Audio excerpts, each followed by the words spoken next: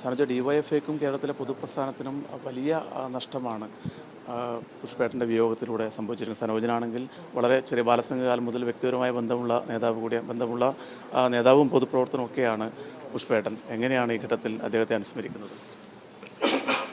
പുഷ്പേട്ടൻ്റെ നഷ്ടം ലോകത്തിലെ എല്ലാ പൊരുതുന്ന പോരാളികളുടെയും വലിയ നഷ്ടം തന്നെയാണ്. കാരണം ഇന്ന് ആഗോളവൽക്കരണ നയങ്ങൾക്കെതിരായിട്ട് ലോകത്തിൻ്റെ വിവിധ ഭാഗങ്ങളിൽ അതിശക്തമായ സമരങ്ങൾ നടന്നുകൊണ്ടിരിക്കുകയാണ്.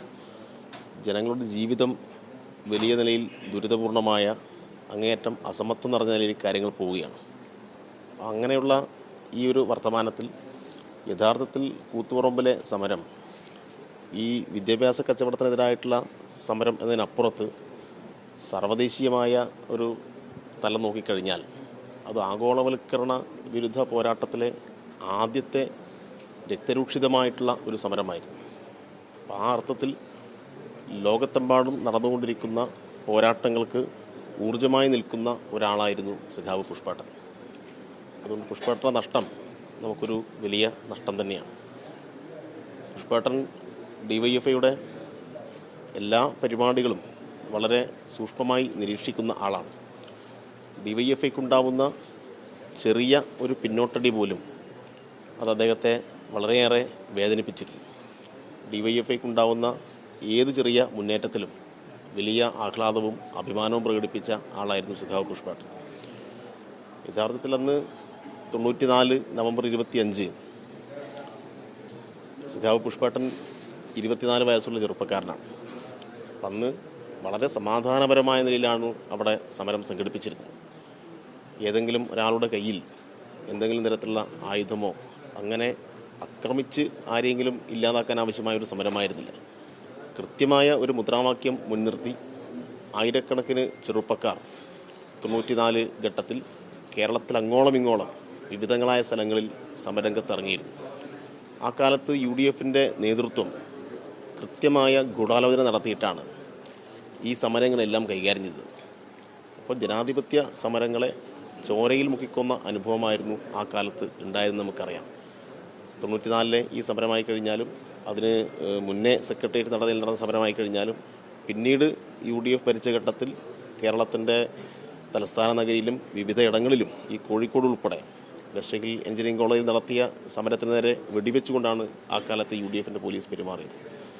ഇങ്ങനെ UDF ഏതെല്ലാം കാലത്ത് കേരളം ഭരിച്ചിട്ടുണ്ടോ ആ ഘട്ടത്തിലെല്ലാം വലിയ നിലയിൽ ജനാധിപത്യ സമരങ്ങളെ ചോരയിൽ മുക്കിയ അനുഭവമാണ് കാണാൻ വേണ്ടി കഴിയുക. ഇന്നിപ്പോൾ അങ്ങനെ കാണാൻ വേണ്ടി കഴിയില്ല.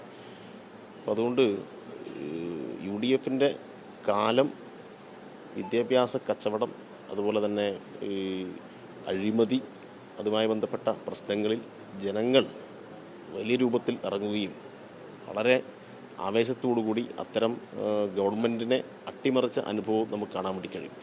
അപ്പോൾ അതുകൊണ്ട് എല്ലാ അർത്ഥത്തിലും വിവിധങ്ങളായിട്ടുള്ള പോരാട്ടങ്ങൾ ഉയർന്നു വരുമ്പോൾ, പ്രതിസന്ധികൾ ഉണ്ടാകുമ്പോൾ സഖാവ് പുഷ്പേട്ടൻ എപ്പോഴും ഊർജ്ജമായിരുന്നു.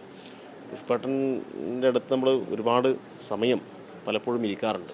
അപ്പോൾ ജീവിതത്തിലെ വിവിധങ്ങളായ പ്രതിസന്ധികൾ ഉണ്ടാകുന്ന ഘട്ടത്തിൽ പുഷ്പേട്ടനെ പോലെയുള്ള ഒരാളുടെ മുഖമോർമ്മിക്കുമ്പോഴാണ് നമ്മളൊക്കെ എത്ര നിസ്സാരരാണ്, ഇതൊക്കെ ഒരു പ്രതിസന്ധിയാണോ എന്നൊരു തോന്നൽ പലപ്പോഴും നമുക്കുണ്ടാവുക.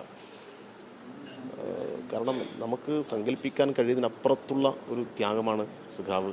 കാരണം പലപ്പോഴും ആശുപത്രിയിലാകുമ്പോഴൊക്കെ ഞങ്ങൾ വളരെ ഭയത്തോടു കൂടിയാണ് ഓടിയെത്തുക. പക്ഷേ തലശ്ശേരി കോപ്പറേറ്റീവ് ഹോസ്പിറ്റലിലും അല്ലെങ്കിൽ ചില ഘട്ടങ്ങളിൽ ബേബി മെമ്മോറിയൽ ഹോസ്പിറ്റലിലൊക്കെ എത്തുമ്പോഴേക്ക് പുഷ്പേട്ടൻ ഞങ്ങളെ വളരെ ചിരിച്ചുകൊണ്ടാണ് സ്വീകരിക്കുക. അപ്പോൾ ഡോക്ടർമാർ തന്നെ പറഞ്ഞത് ഇതൊരു അത്ഭുതമാണ് എന്നാണ്. കാരണം ഇങ്ങനെയൊരു സംഭവം ഏറ്റുവാങ്ങേണ്ടി വന്ന ഒരാൾ പരമാവധി ആയുസ്സിൻ്റെ ബലം കൊണ്ടൊരു 10 വർഷമൊക്കെ ജീവിക്കുന്ന അനുഭവമാണ് ഉണ്ടാവുക. പക്ഷേ അസാധ്യമായ ഇച്ഛാശക്തി, അസാധ്യമായ പോരാട്ടത്തിൻ്റെ ഒരു കരുത്താണ് പുഷ്പേട്ടനെ ഈ ദീർഘമായിട്ടുള്ള 30 വർഷത്തേക്ക് അദ്ദേഹത്തിന് ജീവിക്കാൻ വേണ്ടി കഴിഞ്ഞത് എന്ന് നമുക്ക് കാണാൻ വേണ്ടി കഴിയും.